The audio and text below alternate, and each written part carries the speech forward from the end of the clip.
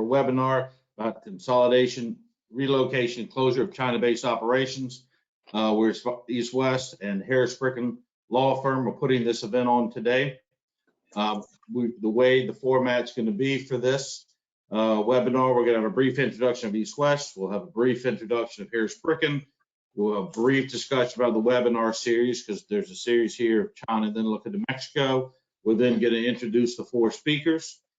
And then part 5 is we'll get into a brief discussion, explanation of how we got here, the current situation in China and the U.S., and then we're going to have a Q&A discussion and then follow up after this. Just as a brief discussion here, everyone who has signed up can see that there are a question buttons on the bottom of their control panel. So if you ask questions, please click the question button and send the questions to us, and we'll get to them. Please recognize that a lot of the questions, we have a lot of questions already from people, because I'd sent out an email. So we already have a lot of questions. If we cannot get to all the questions today, please send them to us during this webinar, and we will answer you after the webinar is over. But we have a hard stop at 12. So if you have any questions, please put it on the question box, and we'll go from there. All right, so a brief introduction of East West Associates. I'm Alex Bryan, president of East West. A brief profile of our company: we operate in 5 markets: the United States, China, Southeast Asia, Mexico, and Central Eastern Europe. EWA has team members and offices in these different locations. All the executives of East West have one qualification. They've all held senior management P&L responsibilities for companies operating in these 5 regions. So all of our team members have operated and run companies in the U.S., China, Southeast Asia, Mexico, and Central Eastern Europe, and then primarily worked for Western multinationals. East West is a leading provider of supply chain and operational, commercial, and risk management. And today's focus is really more around operational, about the closure, relocation of plants in China, and the industry areas where we operate. You can see the bottom list is a long, broad list of numerous key industries. So here are the 5 markets where we operate. Today, we're going to focus primarily on China, and then the webinar in June will move to Mexico. Let me now introduce Harris Bricken and Dan Harris, partner with Harris Bricken. Dan, if you would give a brief background on Harris Bricken. Thank you, Alex. Good morning, everybody. Harris Bricken is an international law firm. We have lawyers in the United States, China, Mexico, Brazil, and Spain, and we mostly focus on helping U.S. and European companies navigate Asia, Europe, and Latin America. And some of you may already know us from our China Law blog, which we've been putting out there since 2006. That's terrific. Thank you, Dan. All right, well, now we will look at the webinar series itself. So Harris Bricken and East West have partnered up to do a webinar series on China and Mexico. Today is the first webinar on China. This is about the relocation, consolidation, and closure of China plants. And then in June, we'll have a webinar around supply chain manufacturing verification into Mexico. There's a trend, an obvious trend people see in the marketplace of companies trying to diversify their supply chain and manufacturing beyond China into other markets. So sometimes those markets are Mexico, depending where their consumers are. Sometimes it's Eastern Europe, sometimes Southeast Asia. But there's a trend, a current obvious trend going forward on here. So we wanted to provide quality information for you. And again, on a housekeeping format, please ask questions. Go to the question box, send those questions to us, and we will then answer them during this webinar. If we cannot, we'll get to them after the webinar. Okay, with that, let me introduce the speakers themselves. We've got 4 very quality speakers on this topic. Warren, if you will start us off and give your background, please. Sure, glad to. Thanks, Alex, and hello, everybody, whatever time zones you're in. I have worked with East West Associates for the past 8 years on projects across a variety of industries, wide range of industries. Prior to that, I was based in China, Shanghai, for 15 years with working for Eastman Kodak Company. And during that period, I held P&L responsibility for the company's Asia Pacific region, covering their various lines of businesses, as well as their operating companies across the region. Just as part of that, in the early stages, I established manufacturing operations across, mostly in China, but also across Asia, with growing to a product bill of $800 million. And those are for products for both the domestic market as well as export, which I think is germane to this morning's discussions. Across all of these experiences, I managed periods of extremely rapid growth, but also the evolution of operations and the legal entities through a variety of different things: mergers, share transfers and asset sales, relocations, and restructuring, and shutdowns or closures. And that's a quick introduction of myself. Thank you. That's great, Warren. Thank you very much. Yo Ming, if you would please provide a good background on yourself. Sure. Thanks, Alex. My name is Yo Ming, and I used to work for the Jordan China company as the MD, managing director. Jordan is a big private equity firm, and we were probably one of the first actually have a lot of operations in China. At one point, we had 16 different portfolio companies operating out of China across different pretty broad industries, from heavy coal mine equipment making to motors and plastics, all different type of industries. And during the years I was with Jordan, that I actually managed not only on the sitting on board of each portfolio companies, but also get involved with a lot of operational issues, including consolidation, shut down companies, and hiring the teams, closing some facilities, and then you deal with the severance payment and all these legal issues. But anyway, I think that our experience is probably relevant to a lot of the people here today, that you're probably going through the same experience, or you're going to about to do. So I hope that discussion will be helpful today, and that's a brief history. That's great. Thank you, Yo Ming. Mark, if you provide background yourself. Sure. Thank you, Alex. Yeah, I've been working with East West and Alex for about the last 8 years.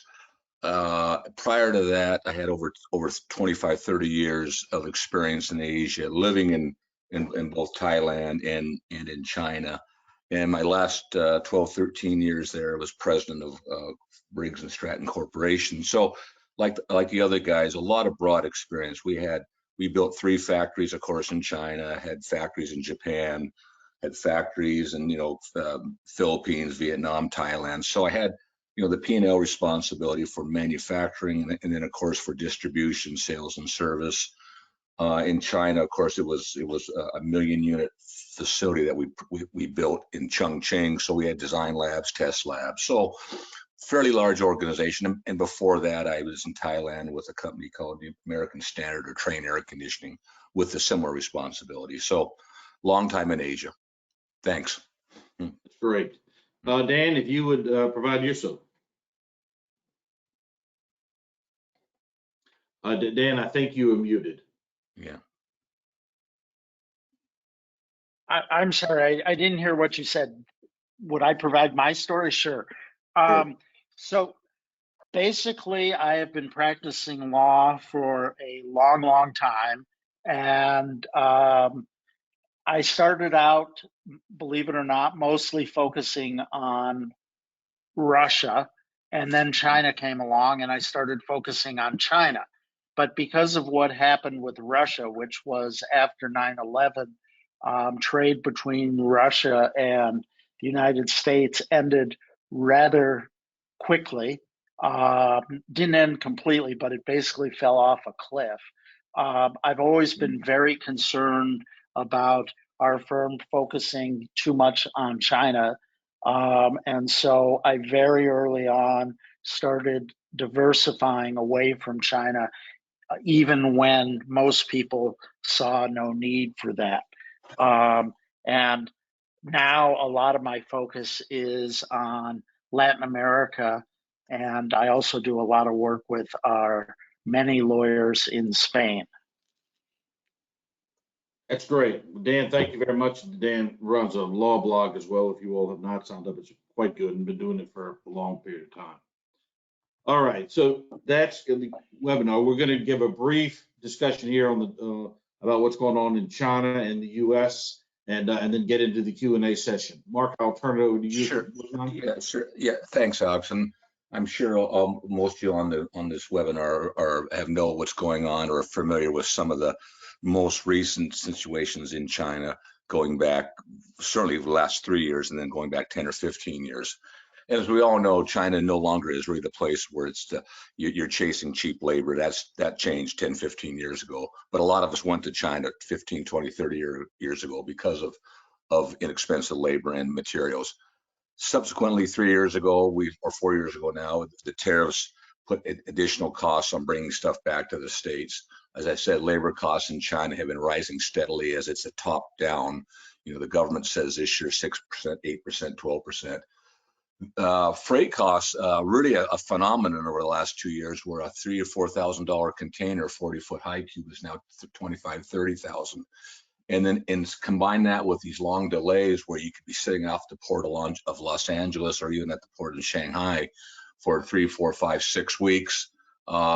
Then board of directors and senior managers are saying, with all these problems, and just as Dan just mentioned, do we have an overdependence on China?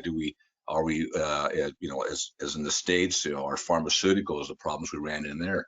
So people are beginning to say, hey, maybe we need to diversify, not necessarily leave China, but let's diversify and put a few bets in different countries to make so we can adjust things as they go forward. So we're going to talk a little bit about supply chain diversification, how the speed of this and what's happened over the last 3 years has just been dramatic. And it's amazing for us who have lived there for 20 years to see how fast this has moved. We're going to talk about different sectors, locations, customers. You know, where do you move? Why do you move? If you do move, and again, if you're in China for China and you're making transmissions and you're selling them to General Motors, SAIC, then you're not leaving China. You just have to understand how a better way and a more efficient way to run your businesses in China. So that's kind of the current state. Next slide, please, Alex. Yeah, so just, going back 10, 12, 15, 20 years, what happened? Well, as I said, we all went to China because it was inexpensive. Then next, then it became labor costs. Then as China became a little more difficult, some regulatory issues, watching how things are handled with affluents and different things, that put a little more pressure on from competition. Then after that, a lot of us taught some of the Chinese how to produce product. We created a domestic market, a domestic competition. Now we're competing against our products and also the domestic ones, which we kind of taught them how to do. Then China began to slow down, right? So costs went up, complexity went up, China slowed down. Then with President Xi really started to push kind of a nationalistic China 2025 buy initiative. So if you're competing against a product that's made in China by a Chinese company, you could be at a competitive disadvantage. And then, of course, starting in 3 years ago, we then put the tariffs on. So if you're bringing your products, that's really impacted. If you're bringing stuff back from China to the USA, you could have 20-25% duties on top of the issues, and then of course the freight, and then of course COVID, and so the COVID drove the long delays. The COVID's driven the shutdown of the factories. The COVID's driven the high cost of containers. So it's been a dramatic change over the last 10, 15, 20 years, and accelerated dramatically the last 3 years. Right. So, yeah. All right, Mark, so thank you very much. So we are now kind of get into the Q&A discussion here. Now on this, again, I know, just to remind everybody, if you have a question, please click it in. We've already got a lot of questions already in the hopper. If we don't get to your question, Dave, we will get to it. So the point of this is we're going to have the next 45 minutes is going to be simply on Q&A, right? Take advantage of these 4 terrific speakers that we have. We've got a question that's popped in already, and Warren, I think, why don't you take this? The question was around talking about companies that are in China for China versus companies that went to China producing, and export's a key part of there.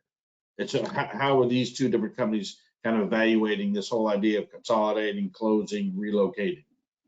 Yeah, thanks, Alex. And I think Mark alluded to this in his brief introduction for those companies. And I've had experience, significant experience with producing for the domestic Chinese market as well as for export. So we at East West, we tend to look at opportunities falling in those 2 rough categories. As Mark indicated, if you are there, if a significant part of what you do is there for the domestic Chinese business market, and as long as you see that as being sustainable, the equation is very different than if you are in China, either manufacturing or sourcing for export. Then the equation is quite different. Some of the fundamentals, if you need to change those models, are similar, because if you're in China for China, as Mark also indicated, you need to up your game, because there's like anywhere else, but China is unique as always. The challenges continue to grow, and that may require you to consolidate some operations, shut down some legal entities that may be necessary, and those sort of things at the front end are very similar if you're producing in China for export back to other markets in the world. All right. Warren, while we're with you, let me just kind of, another question popped in about that there are some companies, this particular company is talking about potentially closing their plant because their model was producing in China and then exporting a significant piece of that. And the question was, what is the methodology? What are the kind of challenges and roadblocks if you're going to close a facility in China? And Warren, you take that, but Yo Ming, Mark, Dan, please hop in. Sure. Let me get it teed up at first. First of all, at a high level, from my own personal experience over the years, if an operating company in China has identified the need to make a strategic move, one of the things I've learned that it is you shouldn't tarry on that decision. I think the faster you get you make the decision, set it in motion, it will, believe me, it will save you money in the long term. It's in the best interest of your shareholders or your owners. It's the best interest of affected employees, because they can get on with their lives sooner, as well as the local communities to move ahead as quickly as possible. Now, for the considerations of closing, we've typically encouraged you to look at this in three basic phases. The first phase, once you've decided to set things in motion, is you need to both set the implementation strategy for how you're going to carry out the closure and the various steps in the process. But you also need to identify, if you don't have them already in place, identify resources that you trust on the ground in China to be able to carry out and fully execute the full closure of your operation. You'll want to do some things, for example, like create a a special incentive package, which is fairly standard in the industry. I don't think that that's particularly unique in China, but there are other aspects that are more unique to dealing with a closure in China. But you'll want to do that for the key employees and the key team that you'll put in place. That first phase usually takes, on average, and it'll be different for different industries, sometime between 2 and 3 months, from our experience. Once you get through that phase, you're ready to execute.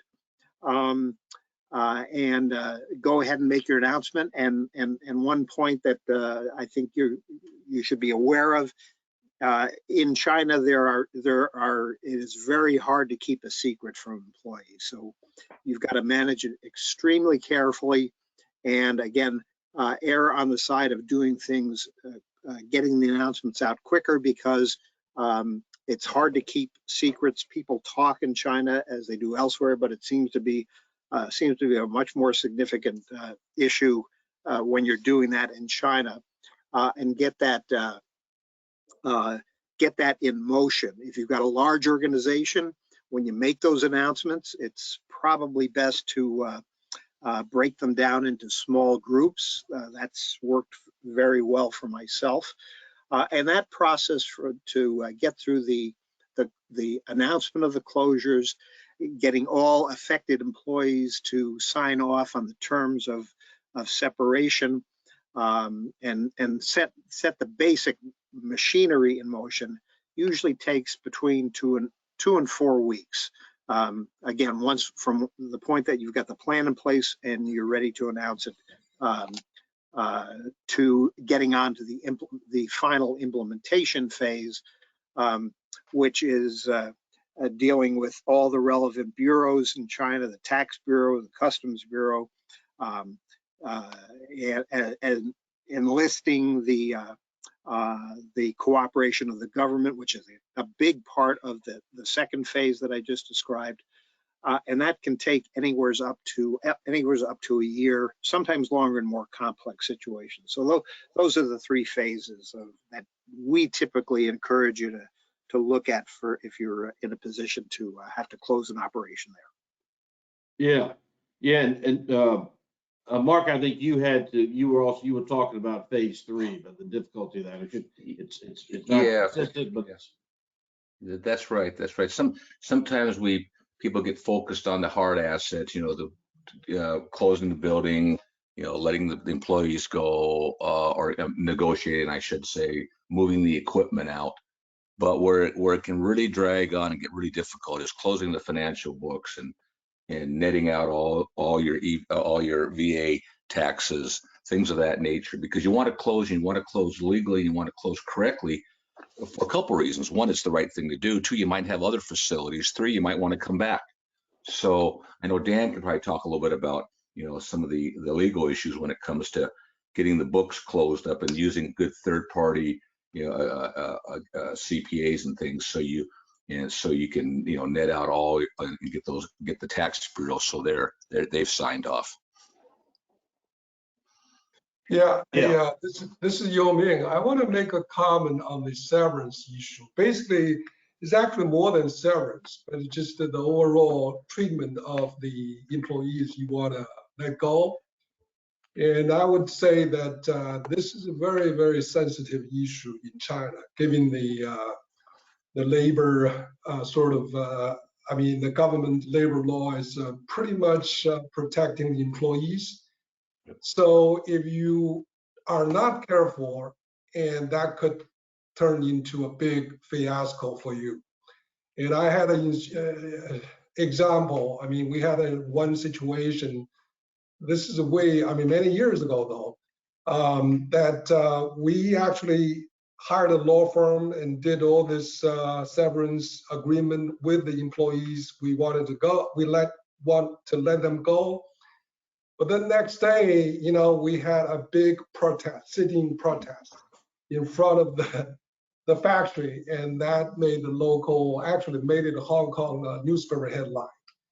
And then, of course, by that time, then the government, agency got involved, blah, blah, blah. And I personally actually got some death threat, sort of letters, or I forgot. Yeah, it's letters actually. So, I mean, a lot of these people, they're not really familiar with this type of thing. They heard about it, but once come to become their individual issue, sometimes they don't handle it too well. And so I would say that if you decided you already made the decision to move ahead and shut it down, and the HR issue is very, very sensitive. You have to be extremely careful how to deal with this. And oftentimes you end up like using this thing called N plus X, and referring to the every year, the years of the employee served at the company. So the labor law requires that you pay 1 month of salary for each year they served. And then, it's up to the company, you want to add more. But that's the kind of formula going, right now, or still practicing for the operation in China. Yeah. Yo-Ming, let me ask you a question. Another question popped up here on that. Someone was asking a question about to what extent is severance negotiable or even avoidable? Is there a China equivalent of bankruptcy for companies who have a WFOE structure? Well, they have the bankruptcy on the books, but for that WFOE, I mean, I have not heard anybody, really declare bankruptcy so that they get away with the severance.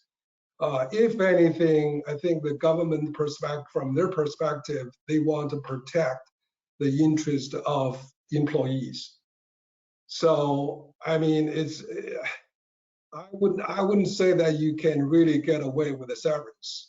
It's unless you want to walk away, abandon your thing, your asset and everything else. That's a different issue. Right. Right. Yeah, This is Mark. Dan. Yeah, this is to what Oren said too is really critical about there's the rumor mill, so to speak, or whatever. As Yo-Ming said, there's the government policy at N+1, N+2, et cetera, et cetera. But what it really gets down to is what's happened in the neighborhood with other closures, because every employee knows if a company down the street got N+6, right? Right. Then your employees are going to know, well, that company got N+6. So you have to kind of really be pretty cognizant of what's going on around you as in that closure space. There's the government regulations, and then there's actual reality. Yeah, there's another question that popped up. I'm sorry, Dan, go ahead. Okay. Yeah, I was just going to step in and talk about some of the legal issues involved in closing, because there are actually many of them. Following up on what Yao Ming and Mark talked about with employees, there's no such thing as bankruptcy for a foreign company in China.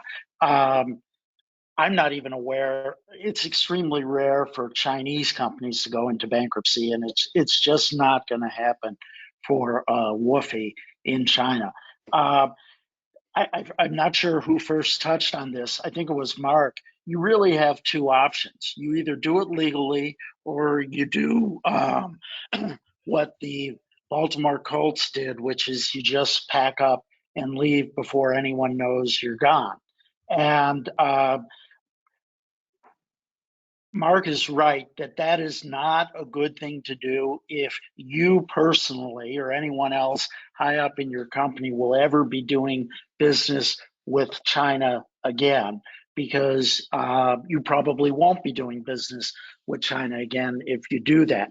But if you're really never going to be going back to China, it may actually be a good way to go.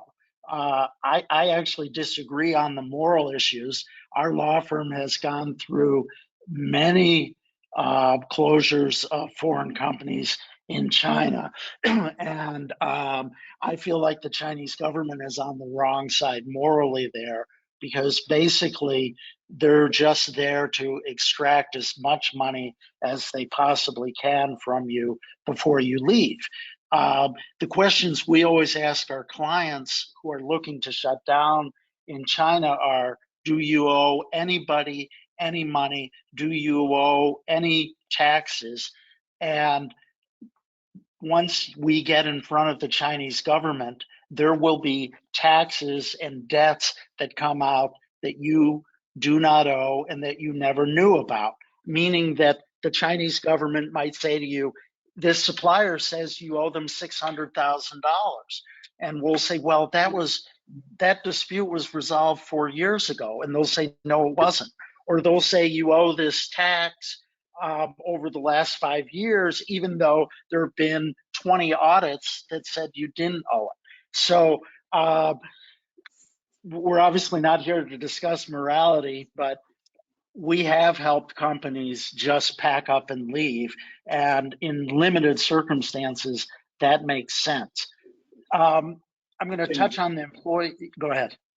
No, I was just going to ask, someone popped up another question around because I agree with you, there's no bankruptcy, you've got to cover the severance, but someone also popped up a question about when you're doing the closure, how do you do that? If you got to close, how do you build up inventory? So when you move from one factory, and you close that factory, how do you do that without upsetting your current customers? But I'm sorry, Dad, go ahead. Oh, okay. Yeah, and I'm not going to answer that because that's more of a business question. But along those lines, one thing I am going to talk about, because as a lawyer, I deal with it, and my law firm deals with it, and I'm going to echo what others said, which is you've got to be very careful with the information of your leaving.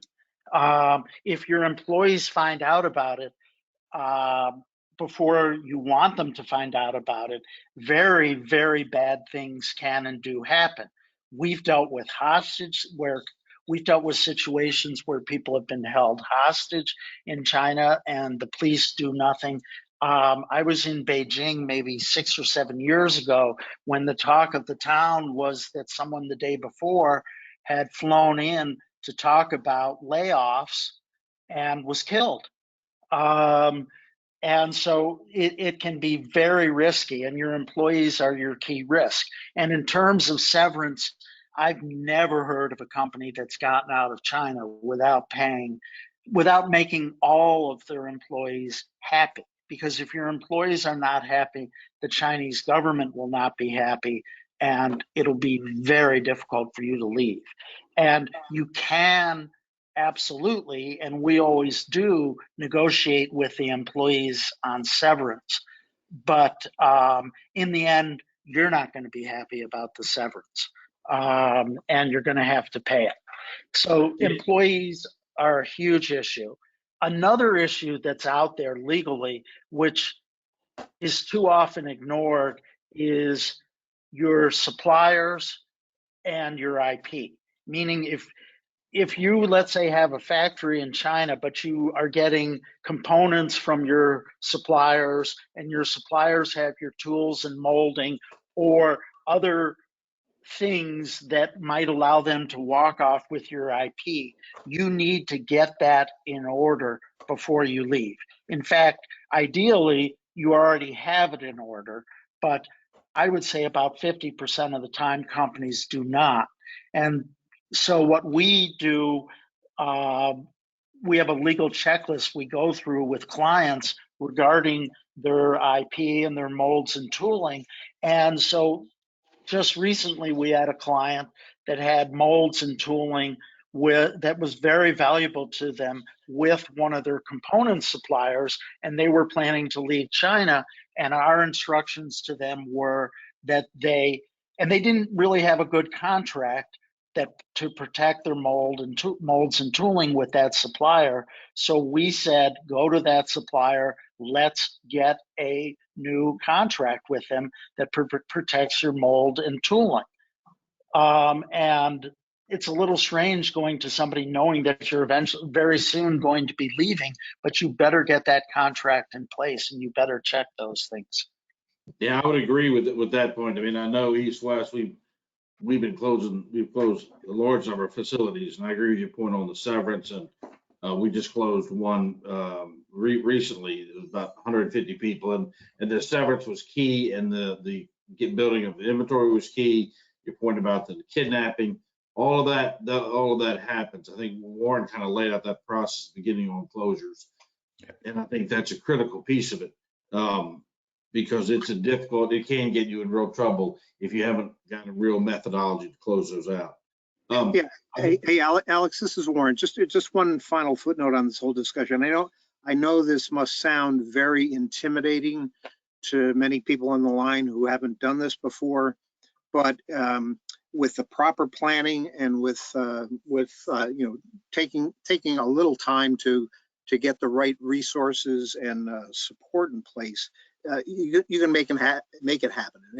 It happens continuously for people, and the ones who suffer the least heartache in the process are the ones who really prepare well for it.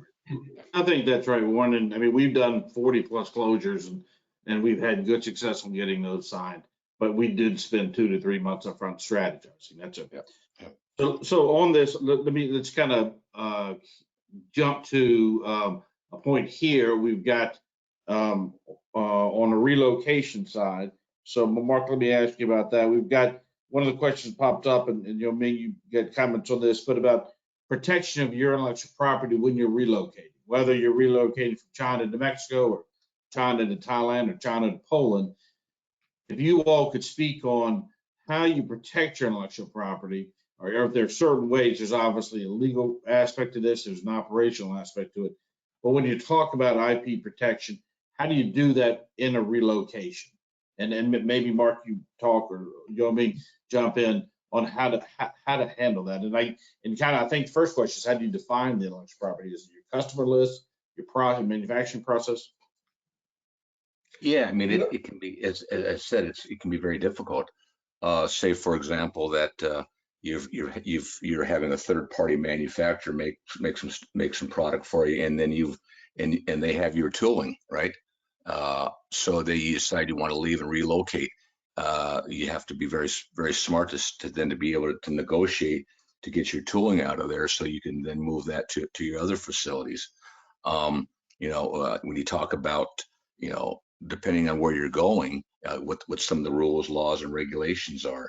A lot of times people have talked about, Yoming and Alex, Warren can talk maybe a little more about this. You may have not given all your IP to China. Maybe you've kept the secret sauce back, the 5 or 10%. So those are all the kind of things you want to look at. It can.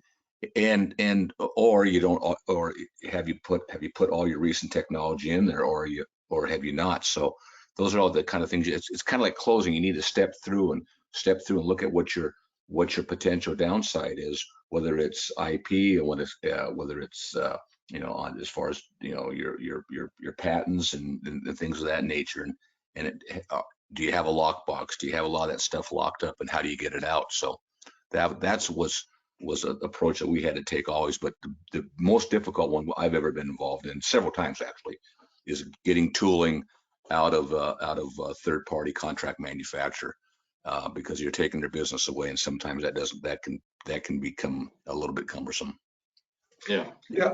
Our experience in China is that, first of all, we do all the necessary protections legally, whatever, but then the assumption there is that somebody is going to take advantage of that IP. You're going to get lost, get stolen, all right?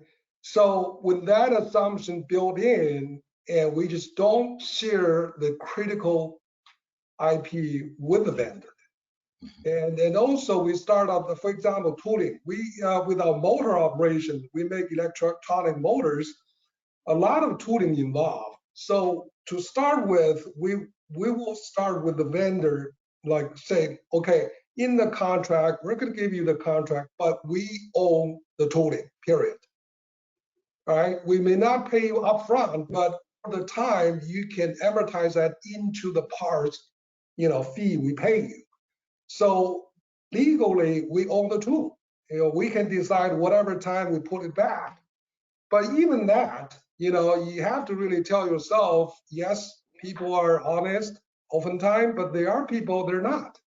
They tell you that they are, but then they can, probably copy your tool. if you pull it out and then they start to supply the same part to your competitor.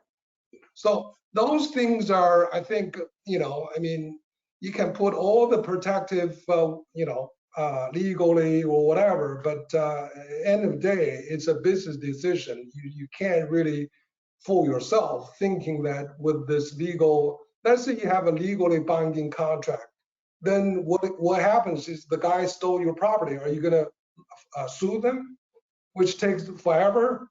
I mean, if you add the legal costs and everything else, probably it's not something that you want to do anyway.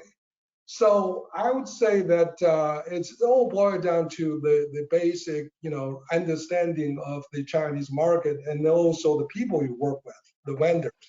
Some guys, they're, just out there, they're not really trying to grow with you, but they are people though, they're decent people, they're very honest people, you work with them, you actually teach them, bring them into the US market where they have to, if they want to do something to cheat on you, they got to figure, hey, if I piss off this company, then I'm losing the other 10 other customers. You know what I mean? So it's a sort of a practical issue on the ground. Then your local manager or whatever who run the operation have to make that decision or make that judgment call. 100% right on. And that it kind of, I think that 100% right. I mean, it kind of leads into a couple questions we've gotten before the webinar and on today. A couple people are asking about how can you all comment on, for company, there are a number of companies here on the webinar who were talking about, they don't want to close their operations, but they want to downsize, right? So they're talking about, instead of going from a full manufacturing operation, they want to have, say, a light manufacturing operation with a full-blown sourcing office, meaning purchasing team, engineers, quality control.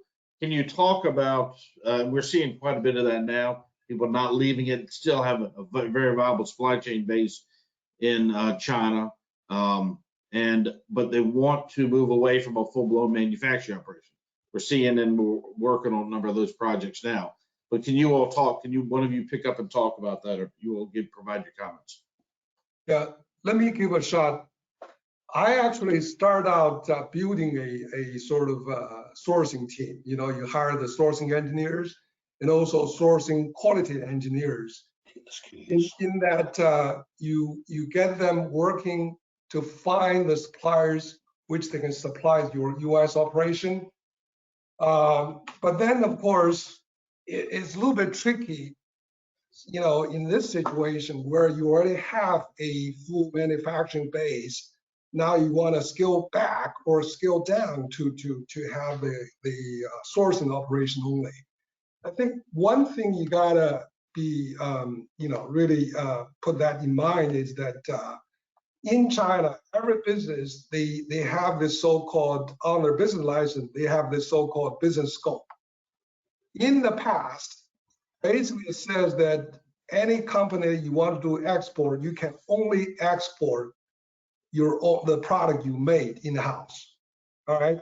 So it's a little bit vague. I mean, how do you really define you made in the house? Does that mean that you have a 70% locally made content to be qualified or not?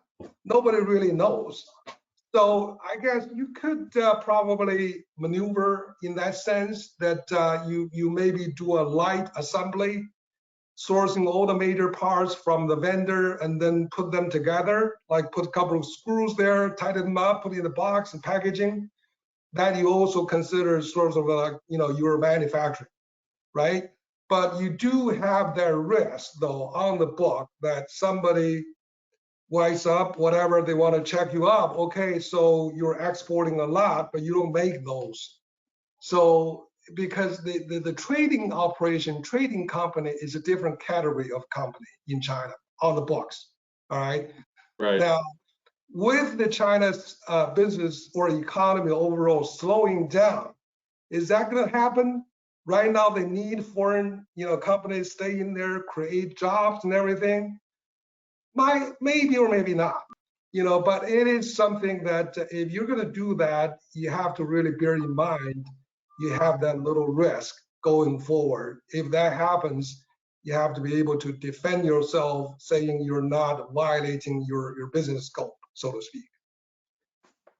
Yeah, and I would only add on that. I know that we're setting up a sourcing office now for a company in China, and you talked about the economy slowing down. I mean, they're moving that business license through pretty quickly, and we're finding good candidates. I guess the question is, can you full manufacturing?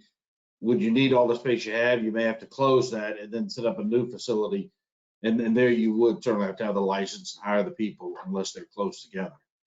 Right. Dan, are there comments?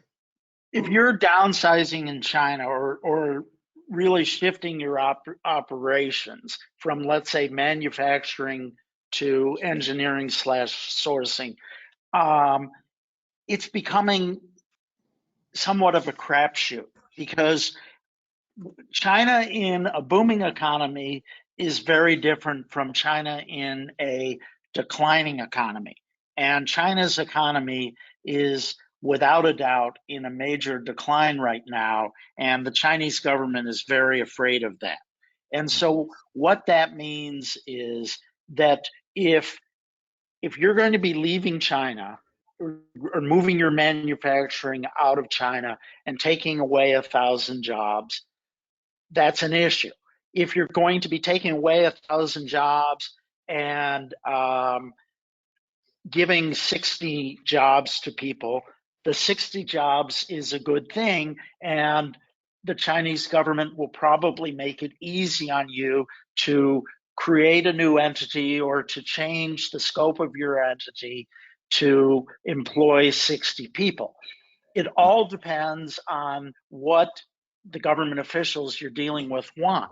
If you're shutting down a factory in Dongguan and hiring 60 people in Qingdao, the Dongguan authorities are going to be less pleased than if you're shutting down the factory in Dongguan and hiring 60 sourcing people. So you need to think about that.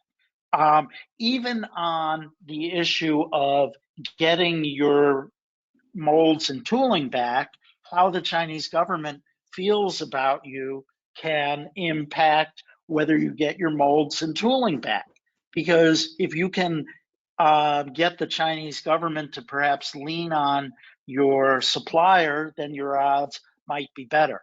One thing I want to mention as a quick follow-up to something Yao Ming said is that I completely agree that suing a Chinese company to get your molds and tooling back is a loser's game. It's going to cost you time and money that's going to probably be greater than the value of your molds and tooling.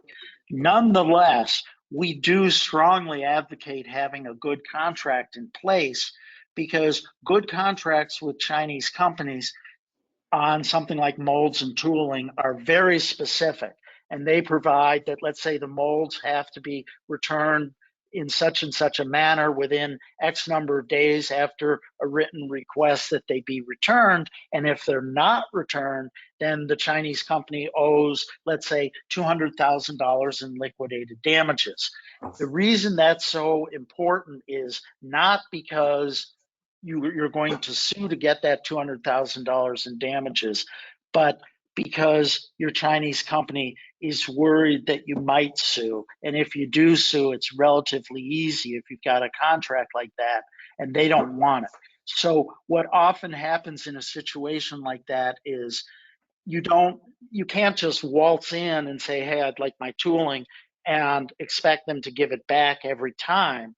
Although that sometimes does happen if you have a good contract, but you're in a much more powerful position to negotiate with them, maybe to buy back your tooling, then you can pay less. And the other thing I always mention is that a lot of times companies come to us and say, this company's keeping our tooling, we want it back, can we sue?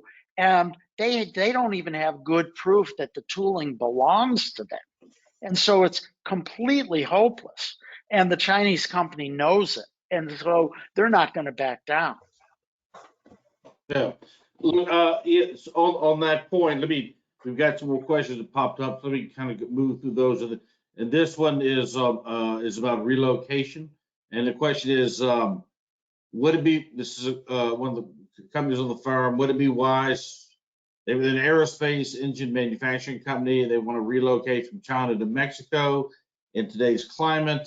They want to know some of the risks involved and how would you evaluate that? I mean, we know there's obviously, through our work in Mexico, we know EW Mexico's got quality aerospace operations in Mexico. But if you all would comment on, here's a company, they're making engines in China, they want to move that over to Mexico. What are some of the issues, what are the roadblocks or challenges they're going to face? Well, yeah, let me take a quick stab at that. This is Mark. And we talked about this before, and China, Mexico is not a panacea for everything that goes on in China, as we know. China's got 40 years of infrastructure, 40 years of technology transfers. They do things really, really well. So the first thing you have to look at is say it's Mexico and say it's some aerospace components.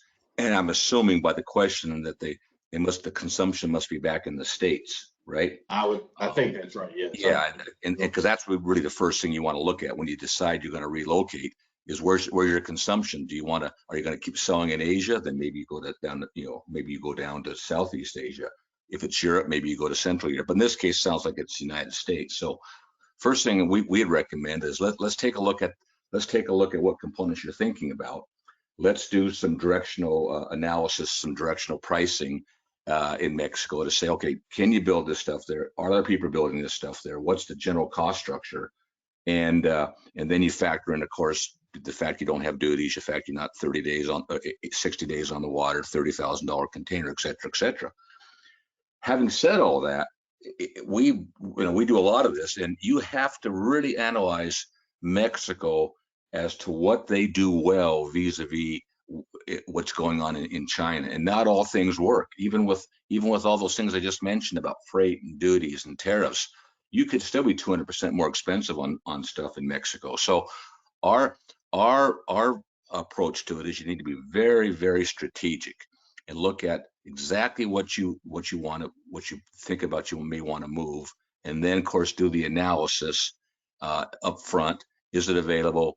Who does it? What's the competition there? What's the price points? What's inland freight in Mexico? If you're building in the south of Mexico City, just getting product up to the border could be at $1,500, $2,000. So it's not just, okay, let's go to Mexico because it's close to the United States. It takes a much, much deeper analysis.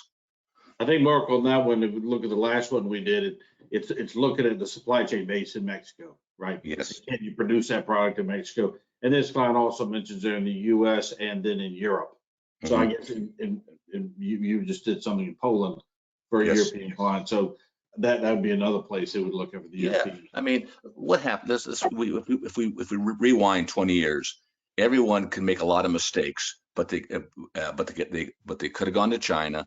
They could have perhaps saved their cost of their bill of materials or their cost structure, maybe reduce it 25-30%, right? And then they could ship it all around the world, China to Europe, China to the United States, China to Southeast Asia, and pay those costs, but still be ahead of the game because their cost structure was 25-30% less than what they were doing from, say, the United States. Well, so a recent client had done that. They were shipping all that product then from Guangdong province to Germany and Italy. Well, all of a sudden now the cost to ship that product and the time on the water was eaten up then by, or I should say the savings was eaten up by that, the increase in costs in China. So they relocated to be closer for consumption. So when we talk about relocation, probably the first question we always ask is, where's the consumption? Where are you going to eventually sell this product? Then you start doing your geographic analysis. Yeah, and on that question on the relocation, I guess this also applies. Can anyone comment on the question? Is can manufacturing equipment actually be moved out of China? Is that even feasible to consider? And we know it is because we've been doing it. But one of you all comment on that? Well, this is Dan. I can comment on it with an outsider's perspective. Of course, it's possible. We've had clients over the last 4 or 5 years move their manufacturing to India, to Pakistan, to Malaysia, to Vietnam, to Mexico, to Thailand, to Poland, to Portugal. It has been happening, and it's going to continue, and to the United States. We've had a couple companies very successfully move their manufacturing facilities from China to the United States. Both of those companies are heavily robotic in their manufacturing. So yes, it absolutely can be done. And from a very quick legal perspective, moving to a new country, be it Mexico, Colombia, Vietnam, the legal issues are virtually always going to be the same. You're going to want to conduct good due diligence on the companies you deal with. You're going to want to have good contracts, and you're going to want to have good IP registrations. What we have found when moving companies from China to Mexico is that those things tend to be easier and cheaper because the risks are much lower in Mexico. The legal risk, the risk of having your IP stolen, it's just far less common in Mexico than in China. That makes the legal side a little bit easier, but big picture wise, it's all the same. Yeah, just one quick caveat on that is you also need to make sure the country that you're going to, how they treat imported used equipment, because some countries, they want to support the domestic equipment manufacturers, so you have to factor that into the equation as well. Yeah, very, very, very. Yes. Yeah. That's very true. And also, some countries, including Mexico, do not. It's very difficult, if not impossible, to have your company, let's say, consist of all foreigners. We're seeing that now with tech companies, especially tech companies from Ukraine that want to go into Mexico and employ, let's say, 20 people from Eastern Europe. That doesn't fly in Mexico. So to Mark's point, there are definitely differences between countries on things like importing product, whether it be new or used, how you handle your employees, etc. Yeah, I just want to add a quick comment there. It's also, there's another small issue you might have to deal with. That is, if your WUFE imported that equipment into China from overseas before, duty free. Now you use it, obviously you depreciate it, over time, blah, blah, blah. But then when you export that though, they may want to catch you back on that exemption of duty when you put it in. Yep. That's just something that may or may not apply here. That's a great point. That's a great point. That's where Dan mentioned when the time comes to close, you get costs that you've never had imagined, right? Right. So let me ask you all, we're going to close up here with the final question. We've got two questions. One, which is, the question is this. They talked about the fact that years ago, China was allowed to develop, all the reasons why people went to China, we all went to China years ago. And they're talking about there's not really another China, right? This China's obviously moved on as an economy, but there's not another China out there. And so it now looks like people are going to set up supply chain and manufacturing to be closer to their customer base. So the question is Mexico the place, and here's where people are going, and where are they going in Europe, and where are they going in Asia Pacific? Well, again, I know we're running out of time. So again, as to consumption, if it's a USA where your customers are, Mexico has a lot of tremendous advantages. We've just done a couple projects in Central Europe, Poland to be be specific to supply back into Germany, Italy, Spain, because it's good freeway systems. It's 6 hours to go from Krakow to Berlin, so you can do really good just in time. So again, I sound repetitive, but Central Europe is great for consumption in Europe and in Central Europe. Obviously, we got some problems now with the Ukraine situation. In Mexico, if you can find the right products that compete strategically well against what's being done in China, Mexico is really good for, of course, USA. And then, of course, Southeast Asia, if you want to stay in Asia, we moved a large manufacturing facility, a Fortune 500, down to Rayong, Thailand. So Thailand, Vietnam, Philippines, as we all know, depending on what you're looking for, are great locations if your products, perhaps staying out in Asia. Okay, now I know that it's 12 o'clock, so those who need to get off can. We've got 2 more questions that popped up, so we'll answer those. But if people need to hop off, the event ends, but we're going to keep answering people's questions. But thank you very much. If you would like to say, though, to answer these questions, we're happy to do it. The next question was, do you expect Chinese contract manufacturers to invest in Mexico? And how long do you think you'll see in Mexico the level of skill set you have in China? I mean, that's one of the things about Mexico is they're saying it's not China, right? China, just the size, the scope, the scale, the investments in infrastructure. China's done such a great job at that. When do you all, as operating, when do you all see that the skill set you see in China is going to be, you'll see that in Mexico? This is Dan. I'm going to very quickly answer the first part of that question, because our lawyer in Mexico, our lead lawyer in Mexico, is fluent in Chinese, and probably 20 Chinese companies have talked to him about setting up in Mexico, and none have done so. And we've talked with other lawyers in Mexico, and they report something similar. So Chinese companies are looking. I'm sure there are some Chinese companies there already, but they're not setting up there in force yet. And I'm not so sure they ever will. This is Warren. Just a overall comment. I think China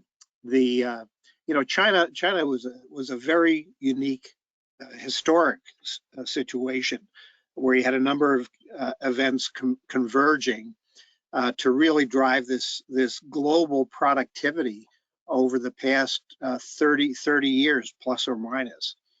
You had this huge emerging market that attracted investors for the market.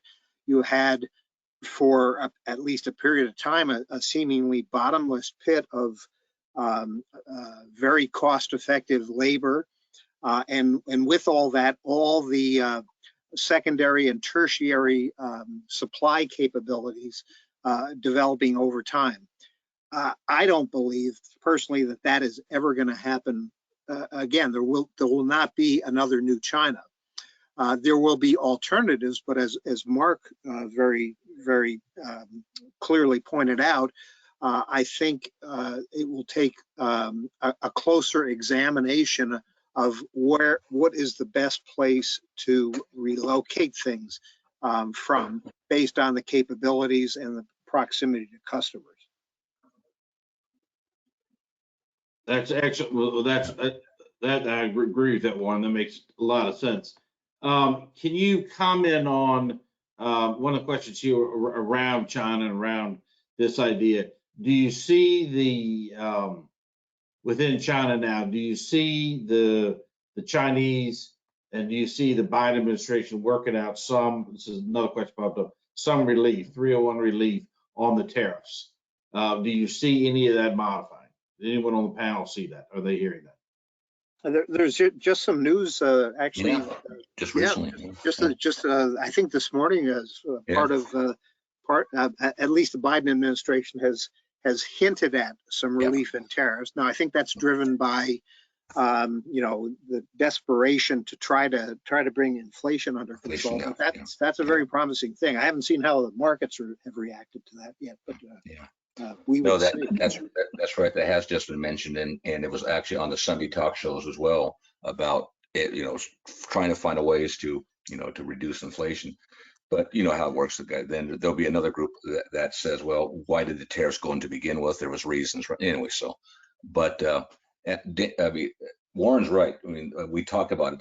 Us who were there 30 years ago. China was a time and a place. I mean, it's probably not repeatable. It's just India is getting a lot of press. We just read on the Wall Street yesterday about Apple and seeing what they can do, as far as moving, and they think India, but none of them will replicate like Warren said, what China had. Maybe specific little pieces. Yeah. This is Dan. I agree. But what I'm going to add to it is that no matter what happens with the tariffs, and I just looked at our China law blog, and today's article is by one of our international trade lawyers. It's entitled U.S.-China Trade Policy and the Future of China-Focused Section 301 Duties. It's a very long article on what this lawyer thinks is going to happen and what companies should be doing now in anticipation of what may or may not happen. But I see that no matter what happens on the trade front, there's been a decoupling between China and much of the rest of the world, and that is going to continue. I have a friend who always says, look at the data points. And just today, there was a big article that came out on BBC, more evidence of what's happened in Xinjiang. You've got Biden for the third time saying that the U.S. will militarily defend Taiwan. The tea leaves do not point to any return to the way things were 5 years ago. And I'm just going to agree with everybody else that China was unique and there will not be another China. And from a lawyer's perspective, what I am seeing from the 1,000-foot level with our clients is that it's a company and product specific issue as to where it makes sense for them to go. And it's very complicated. And a lot of our clients are completely paralyzed because they used to, China made it so easy, and there's no country where it's remotely as easy. And how are you going to figure out whether you should go to Poland or Turkey or Mexico or Colombia or Vietnam? You're going to need help from people who have dealt with all of those countries. And I don't mean lawyer help. I mean manufacturing and operational help. And it's not going to be cheap or easy. And I think a lot of our clients, a lot of companies I have worked with should have left China years ago, but it was just too difficult, and they just kept hoping for things to change. And now that it's become obvious that things are not going to change with what people have seen with Russia, all of a sudden everyone's now clamoring. I think that's true, and that has certainly affected Mexico. I'll look at, Dan, I agree with everything you're saying. It certainly affected operating in Mexico and our supply chain qualification, which we'll get into in the second webinar. I did have another question. These questions keep popping up, and I recognize that there are a lot of people staying on to listen to questions, but the webinar is officially over for those who have to get off at 12. A question just popped up, and this is a manufacturer in the U.S. They've been working with a supplier in China for quite a while, and they have been talking to the Chinese supplier about setting up a partnership and moving outside of China to other countries. For example, they're looking at Southeast Asia, specifically Thailand, and then they're also looking at they would partner up. They're putting in money. The Chinese company would put in money, and they want to maintain that relationship with the Chinese company and to move it outside of China. And I want to talk about, has that been successful? And Mark, I know we worked on another one where we had a company worked with a Chinese and a Taiwanese supplier, moving them to Philippines this year. That's right. Can you all comment on that? Yes, this is Dan. That company, one of the two companies I mentioned that reshored to the United States, they did so with their best Chinese supplier, and it was actually their Chinese supplier's idea to do that. So it's in a partnership in the United States. And we've had a number of companies that have done various different degrees of partnership. And I'm being as vague as possible here because there are various legal ways to structure it. And they've moved their manufacturing from China to Vietnam, et cetera. So yes, it can definitely be done. Yeah, I would support what Dan just said. We've been involved in quite a bit of it, and it's gone back for quite a ways where Chinese companies with partners and on their own have moved to Thailand, Vietnam, the motorcycle industry with some of the European guys, Piaggio being one of them, with Chinese partners have moved down to Vietnam. So as you guys all know, it's Chinese. It's the Chinese. There's books about the kind of the Chinese mafia, where the Chinese nationalities are embedded in all these countries, and they have friends, relations, et cetera, et cetera. So yeah, quite common. Yeah, Ming or Warren, would you all like to comment on that? Yeah, I think that we looked a bunch of that before. And one thing we're kind of wondering is that your Chinese partner, let's say that you decided to set up the new company based out of Vietnam, right? So the immediate question becomes like, okay, what advantage they have? I mean, you're looking for a partner, supposedly, I mean, they provide some sort of competency you do not already have, right? So in this case that you have to really evaluate, yeah, they probably know how to make the product. They have a process that is good, blah, blah, blah. But then the question becomes like, if they relocated to Vietnam, do they still have that kind of a competency or not? Yeah. So I think that's something that you have to really, based on your specific condition or situation, you have to make a judgment call.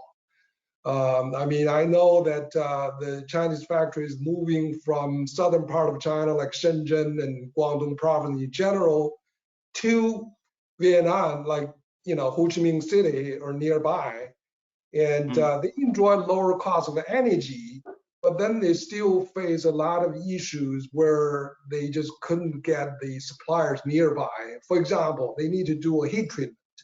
But unfortunately, within the 20 kilometers radius, they could not find anybody who can do the job for them. So they end up like still import from Shenzhen or their local supplier in China, ship that to Vietnam.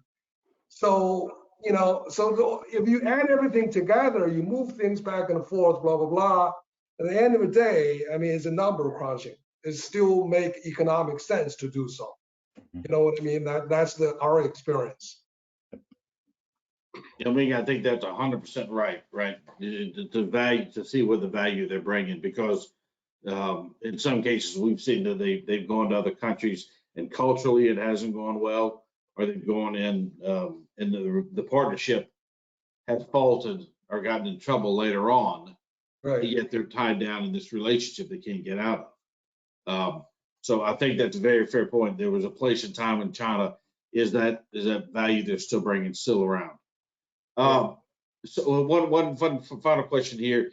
If it talks about Chinese suppliers and Chinese contract manufacturers, as you all are working with these different Chinese companies, when you're looking at this company is looking at doing a consolidation, they've got two factories they want to consolidate down to one, and the question they've got is, how do they do this and convey this information to their vendors without appearing while saying to the vendors, look, we're still committed to China, but we are consolidating two plants onto one. The question here is that they've got their business slowed down, but they still are committed to China. How do they do that? What is the message to the vendors? Do they not say anything to the vendors? Do they address it with the vendors? Well, in our case, actually, at the high level, I mean, you're doing a consolidation because of you want to optimize your operation, make it more efficient. oftentimes when you do that, is again, you have to look your business, especially in our case, or actually for that matter, a lot of PE players. We don't really do a lot of greenfield startup. So we end up buying the existing companies from others. So when you have that, when the deal is done, then you really, one thing you do is the first 100 days, you have to come up with a plan saying, okay, how do I, optimize the operation?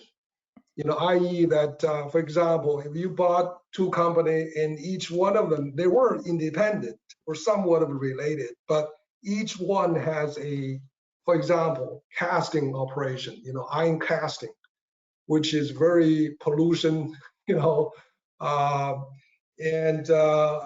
so the question becomes, do you want to keep both at the both plants? And you don't have the economy of scale to operate, but used to be you have to self-sufficient, but now becomes like you own them both, then you want to make sure that you put in or enlarge one, shut down one and enlarge one, or consolidate the other one, make it one operation.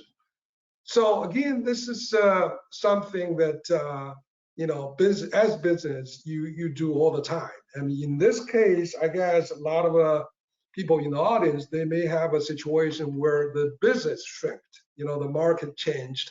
So they don't need as large of an operation to have two plants doing exactly the same thing. So they may want to shut down the third one, consolidate the equipment and employees sometimes into, making two.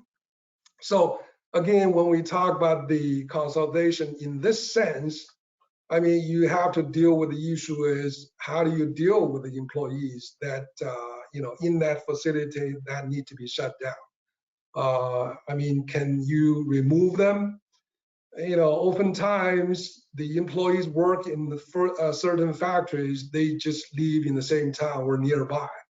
It's very hard to move somebody, whole family from one town, to a next town 200 kilometers away. Yeah. So that's one issue you have to assess as part of that consolidation exercise. As far as the vendors goes, it's the vendors normally, you don't just have one vendor, right? I mean, you probably have at least two. So you can talk to them if come to the point where the components or whatever parts they supply you is freight sensitive, then it becomes issue. You may have to get a new supplier in the location where you consolidate the operation to. But if not, then it's not a big issue. You want to keep the relationship. You want to, really develop a long-term relationship with the vendor you can trust, you can work with.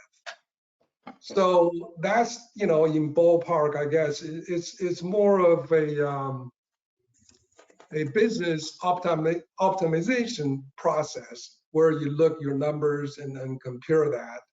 And unfortunately, it's not, I mean, sometimes, you do have a component that somehow you shut down one operation. And then in that process, you got to deal with the employee issue, vendor issue, and maybe even local government agencies. Mm-hmm. So those are things you probably have to, really consider. And, I know there's a local, at least used to be, local cities. For some reason, they don't really like people to shut down the factories in their district. So you're moving away, then somehow that is a big slap on their face. So they may have something to say, even though legally they cannot block you. But again, that could, they could make your life difficult. So you make sure that the communication is done properly, and maybe you have to do another run of dinner and karaoke, whatever, smoothing exercise. And of course, now with the COVID, that I'm not sure if that even possible. But the point is that that communication need to occur, and actually before you decide to close one factory in one city. A fair point. Yeah, you've got to make, so you're saying that on the communication, that's got to be open and forefront with the vendors right before you make that. And I guess the same would apply. Another company popped up with their idea of making a transition from a full manufacturer to a light manufacturer with a full procurement. They get away from their complete manufacturing in China, but make it more of a procurement office with some light manufacturing. There you'd have the same issues as far as getting in front of your vendors, same issues of getting protecting your IP, same issues of getting any employees you had to lay off, same issues you have to get them to sign on the severance. All of that would be the same, and then maybe a business license issue if they're having to get out of that building and close it. Yeah. Okay, the final question popped up, which was wanted to know if the China model now is no longer available, China model is no longer there. Can you all name another country that's going to be the new China, or is there this person has mentioned Brazil and India? I think you all have kind of touched on it. I think that we believe there isn't another. Mexico is going to be bits and pieces of it. Other parts of the world can be bits, but there's not going to be another model unless you all think India or Brazil is going to be. That's the final question. Well, yeah, I think This is Dan. Yeah. I don't think either of those. There will be no new China, and it won't be Brazil or India. We actually have a lawyer in Brazil who essentially says that Brazil is not very good for manufacturing because it's so expensive because of taxes, et cetera. I mean, obviously you can make some things there, but we're very heavily in Latin America, and I don't think we've done anything manufacturing wise in Brazil. We're mostly seeing Colombia, Peru, and Mexico and Chile for other things. And India, we've got clients in India, and they like it and they hate it. I mean, it has a lot of shortcomings that China doesn't have. Sure. And maybe, I mean, maybe someday India could be like China, but I just don't see it. I mean, it definitely is a good place for certain things, but Yeah, no, you really have, Dan's right. Brazil, I mean, Brazil has had that industry protectionism for 40 years, and no, they just haven't produced efficient industries because they've been protected, and that hasn't changed any, right? India, a democracy is good. Having 50 different parties, sometimes it's hard to get things done. And I've done a lot of business in the around the automobile engine business in Pune, in those areas, which is kind of Detroit of India. And certain products, again, as we talked about, certain agricultural kind of products for export out of India maybe makes sense, but I think we all agree it was China, all that pent-up labor, right? All that domestic market that had never been tapped for 34, well, maybe 200 years. As Warren said, it was a perfect storm, so to speak, right?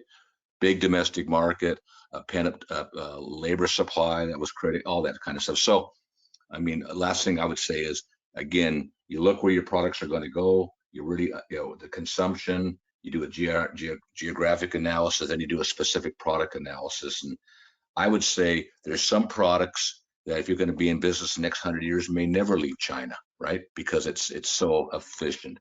But can you move some other ones out periodically that would fit a certain niche in certain countries? That's what I think is the future going forward.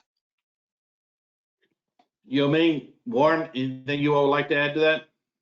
Yeah, I think the other panelists covered it all. And unfortunately, with the decoupling and everything else, China may not be the same going forward. And, I was born in China, and I actually spent a lot of time and living there and all that. And I was fortunate to witness the last 30 years of China growing to what it is today with the infrastructure. And also you have a government that pretty much pro-business, even though they still officially communist, but they were actually, in reality, they were more capitalist than the capitalist, right? Until that one guy showed up and then changed the whole dynamics. Yeah. So now I'm actually pretty pessimistic. I don't think, with the current way it's going, especially with this internal fight at the high level of government, and let alone with the international fight with everybody. Basically, China is now fighting with the whole world. So, for that reason, I don't believe China will ever, go back to the way it used to be. It just, even when it's ready, change all the current policy, go back to the old time of Deng Xiaoping's policies. But then the world changed. I mean, it took China so many years to even get everybody comfortable with going into China. You know what I mean? So for that matter, unfortunately, I think that we just witnessed a big, country that rise and fall to some degree. Right. Mark raises a great point, which is there are some products, and we've seen this with some of our clients, that essentially cannot be made anywhere but in China. And I fear for those companies, should something happen with China, the equivalent of what has happened with Russia, because essentially they don't have a choice right now. And I don't know what they do. Yeah. Well, diversifying like hell, right? And that's the best they can. I mean, real quick, we got one client we're working on. It's a pretty simple part. We're trying to move it from China to Mexico. It's a small part. It's in China. We can get it for $2.25, a third-party contract manufacturer, to get it made in Mexico. And we've gone to about 4 or 5 different suppliers. It's $16, $18 for a $2 part. It's just crazy. Yeah. And a lot of that is Mexico. Is Mexico, like China, has pockets of quality. That's right. But there are So areas in that case, for this client, we're not recommending that part, but we're looking at other parts that because it's a broad, diversified manufacturer that may have a much better competitive vis-a-vis Mexico versus China. And we'll find one. There'll be one where I believe that is much closer. And then when you factor in duties and you factor in freight and you factor in time on the water, that delta is going to get closer. But some are just, I mean, it's pretty amazing what China has done on some products. I think of it, that client that we're having to can't get in Mexico. Now we're having to look in Poland potentially for that product. Yeah, bring it back into Mexico. Then again, you're back to the whole. Yeah, that's right. Mm-hmm. All right. Well, look, we are 30 minutes over, and we still have a large group. I appreciate everyone taking the time to join us. We have answered. I tried to take every single question we got. So we really want to thank everyone for taking the time. And I think that if you have any questions, we've answered a lot of the questions, but there's still some we didn't get to. We will follow up with you. The final point here is that we will have both the webinar. You will all be getting a webinar survey. Please respond to that. And then we will have the webinar recording and the PowerPoint up on the East-West website, and also Harris Brick. So if you have any questions, please feel free to contact myself or Dan, or if you have any follow-up questions, and we can take it from there. Thank you all very much for taking the time, and we look forward to doing this again soon. We'll let you know about the Mexico webinar in June. Thank you very much. Bye-bye. Thank you. Thank you. Thank you. Thanks.